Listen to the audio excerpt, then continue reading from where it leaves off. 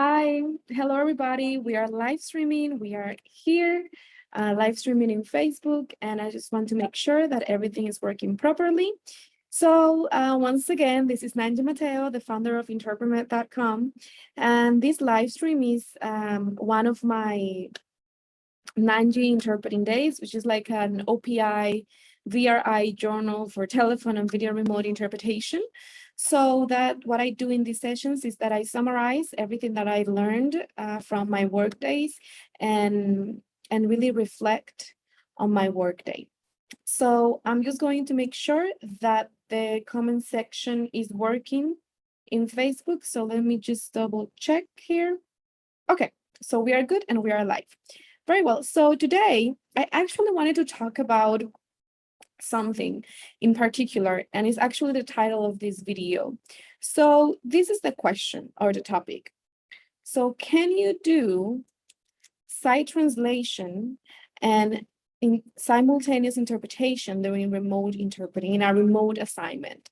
And I was talking about this to Kelly, and it was very interesting because in-person interpretation and remote interpretation, they both have their advantages and disadvantages. So one of the disadvantages that remote interpretation has is that you are unable to do sight translation and simultaneous interpreting, because it's most platforms that you have in the market do not really support that function, and they are conducive to consecutive interpretation more than anything.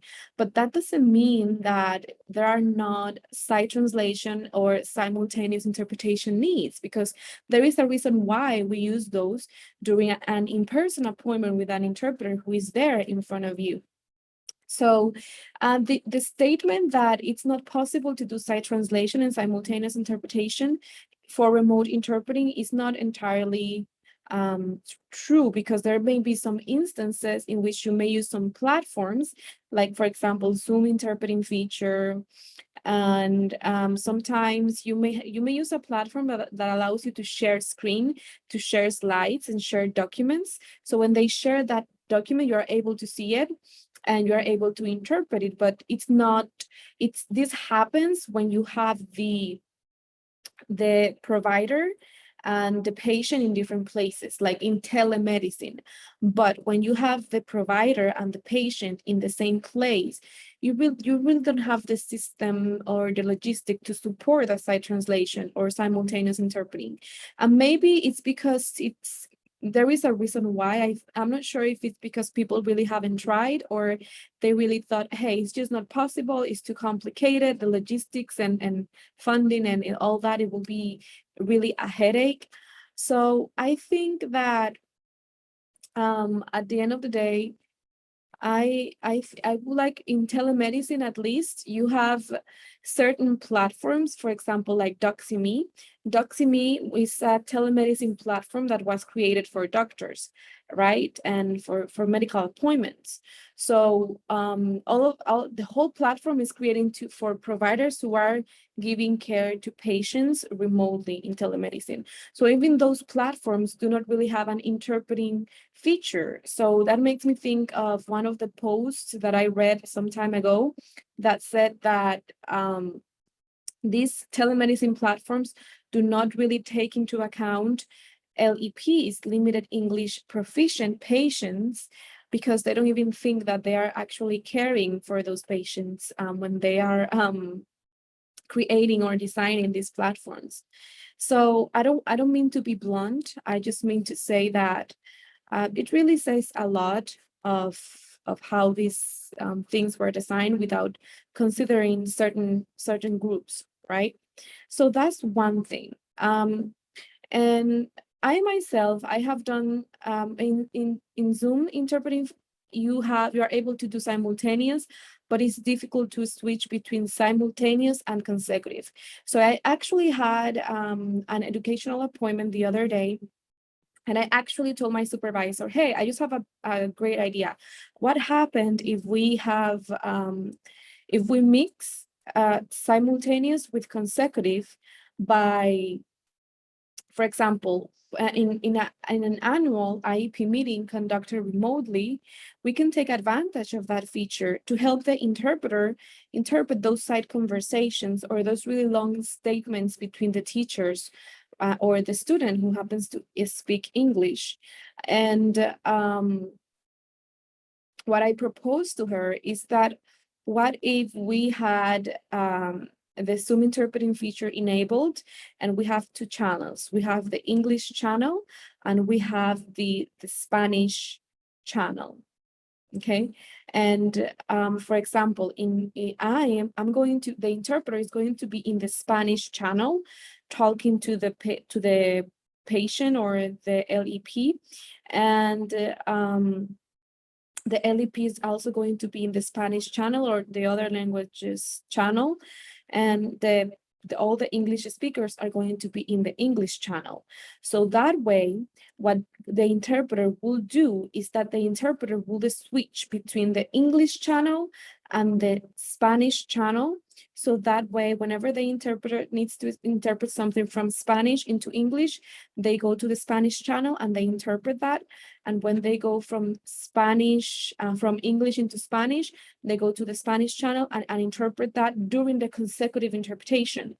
But if at some point things get a little bit lengthier, or we see that there is a side conversation going on, a lot of back and forth, then the interpreter can go ahead and go to the Spanish channel and immediately interpret simultaneously.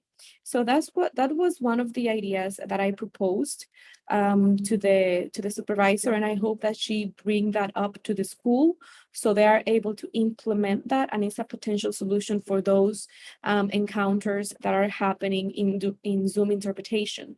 So I think one of the challenges is that you have several different platforms and programs, and then imagine like each school will have to like adapt to Zoom or adapt to an Okudo or I don't know, any other platform. Like there is a learning curve, and technology is not always that easy to navigate for everybody. But at least from the Zoom standpoint, I think this is a great solution to be able to use simultaneous during remote interpreting encounters. So I don't know, let me know what you think about it. I don't think we have that many people watching this live, because I usually live stream at 6 p.m. or so EST, but right now is 4 p.m. So let's see. That's one comment. So I would like to hear read your thoughts after the live stream is over about how can we remote interpreters use side translation and simultaneous during interpreting appointments in a way that imitates or is just as easy as it is for in-person interpreters, right? So that's one thing. Now, the other thing, let me see, what else do I have in my workday? Let's see. Oh, I didn't mention this, but this is my new camera. It's a Logitech C 922 or 920, something like that, and it looks a little bit blurry. It's out of focus. I'm still trying to figure it out, so I'm setting that up, but it's a really neat camera. And then the other thing is actually something very nice that a provider said that actually shows that they think about the interpreter when they are interpreting, because remember, when we are interpreting remotely, we are unable to see the patient and unable to see the provider or the things that they are doing, they're showing to them. Or so in that appointment, the provider was explaining a condition that the patient had, and then he was showing a picture to the patient, and he told me, the interpreter, I'm showing him a picture just so you know. And that was extremely, extremely nice, because it showed that the provider was really aware of some of the technicalities and limitations of a remote interpretation, for example, that you cannot see. So I wish that providers had a way of communicating that was more conducive to appropriate remote interpretation. So when the provider said, I'm just showing him this just so you know, or I'm going to do this, when they are very descriptive with their words, like I'm going to, if they say grab this something over there, they tell you what that something is, how they should grab it, and they are very, very detailed in their communication. I think that's something that shows that the providers really care. So that's one thing that happened. I just love the providers that that have some knowledge of remote interpretation. And also, let me see what else. So something, I had that positive experience, and then I have a negative experience with a provider who was interrupting me, really. I introduced myself and I told him, let me know when you're ready so I can introduce myself to the patient. And the provider really just ignored me, like just completely ignore me. And I think that that's so rude when they do that, because at that point, I do not know when I'm going to start to interpret for the patient. If the provider doesn't tell me, hey, that the patient is here with us, we are waiting for the patient, or whatever that's going on there, and instead they just simply ignore me after my pre-session, which is pretty disrespectful, I think. And on top of that, the same provider was like trying to push the answer from the patient, and they wouldn't even wait for me to interpret. They will, for example, say something, and then I will interpret that to the patient, and the patient will say something, and immediately the provider will reply and answer.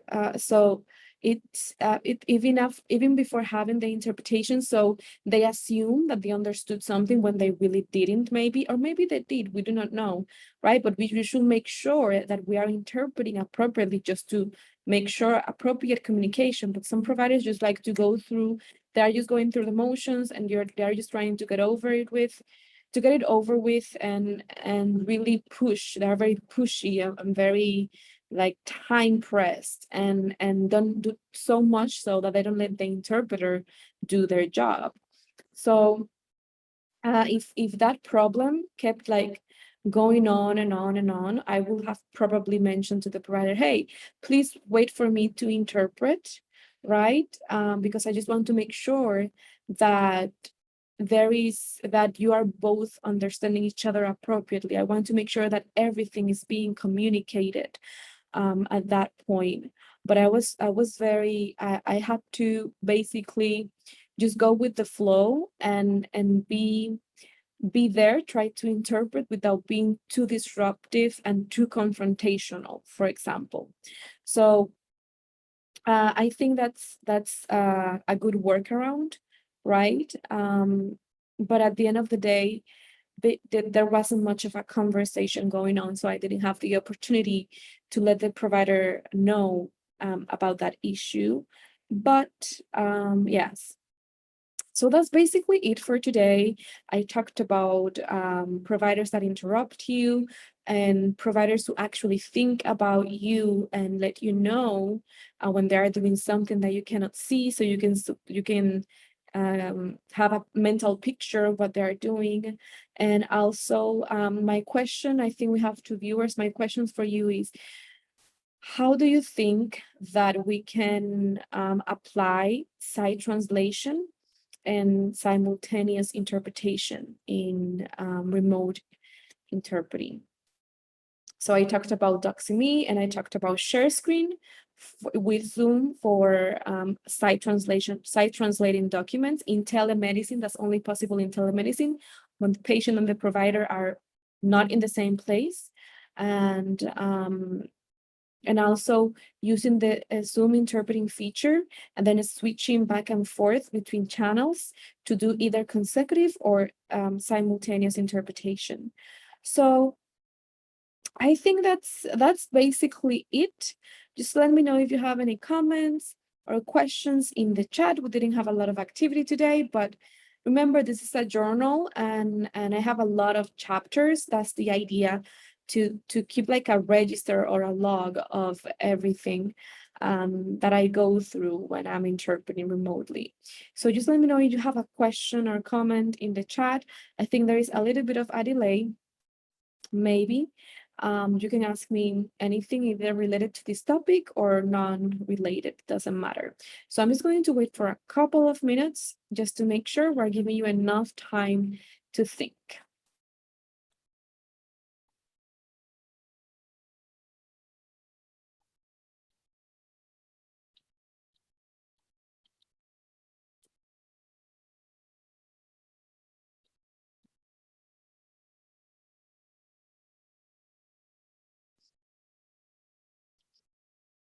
Okay, so thank you for joining, everybody. I'm going to end the live stream now and hope to see you another time. If you have any other questions, you can share them in the chat and you can watch this live stream and I'll make sure to read and reply to your questions later. So thank you, everybody. Goodbye.